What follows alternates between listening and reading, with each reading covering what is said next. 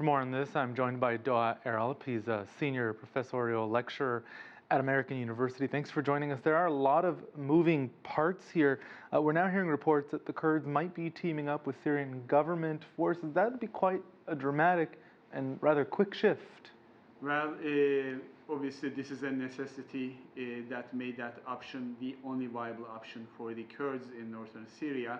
As just been shown on the newscast, actually the president of Turkey, Erdogan, suggests the YPG is a terror organization, but if those towns are actually controlled by the Syrian government, then that would also force Ankara to put a halt to its own operation. Donald Trump here in the U.S. facing a lot of backlash, both from opposition Democrats and also from his own Republican Party here in Washington. They say he essentially green-lighted this Turkish invasion and abandoned the Kurds. This sort of criticism has been going on for days now. Your thoughts? Well, Donald Trump, I don't think actually had a very clear plan of, particularly about what was to follow about his decision to withdraw the U.S. troops. And obviously, this is something that works in favor of Russia. Russia would actually emerge as the only key player once the U.S. troops move out of the region. And again, it is the Russian mediation that brought the Kurds with the Damascus government. Erdogan said he wanted to go after the Kurds in northern Syria. He's wanted that for a long time, long before this civil war in Syria provided this opportunity. What changed now? Well, obviously what changed was the green light he received from Donald Trump. So it was a green light.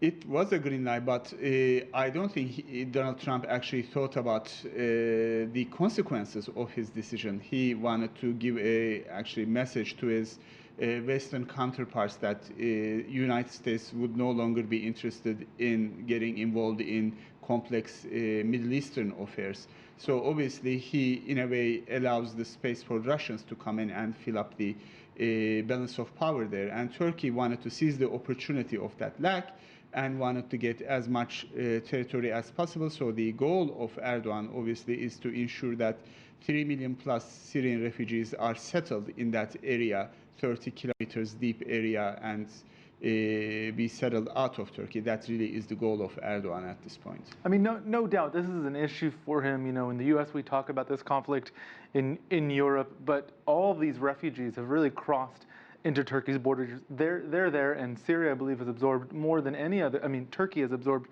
more than any other country in the world. But is he mixing two issues, this need to resettle Syrians after a Syrian civil war, and also this domestic need that he's had to really take out the Kurds in northern Syria? Well, one thing we need to keep in mind, over the past few months, Erdogan regime and his government has been receiving a lot of criticism and been losing power, really, as the opposition started winning across different urban centers. And for Erdogan to garner support from the nationalist and conservative base, he actually needed this type of war to garner support, and also really to pull off the political pressure on him for allowing close to 4 million Syrian refugees in Turkey. You jumped the gun on my next question. He's a divisive figure in Turkey. He has the support of those who support him and the AK party. He has very vocal criticism from the opposition. Does he win support domestically in Turkish through this operation? Well, one thing about Turkish politics, whoever declares war always has the upper hand, and as we had already seen, aside from the Kurdish opposition party, all opposition parties voiced their unconditional support to the Turkish army's operation in northern Syria. Although they voiced their reservations, they still gave their unconditional support. So that by itself shows how intelligent of a move that was coined by Erdogan to garner support and to silence opposition in Turkey. This is obviously asymmetrical. Turkey, one of the most powerful armies in Europe, in the world. What sort of chance do the Kurds have to fight back? Well, not all wars are won on the ground. So what we need to see at this point is the timing the Russian intervention would take place. So Russians, my interpretation is waiting to really have the concrete details of the agreement between Damascus and the YPG. So once the details are out, I think Russians would say stop to Erdogan, and the Turkish forces will stop. Doga Eralp, thank you for joining us from American University. My pleasure. Thank you.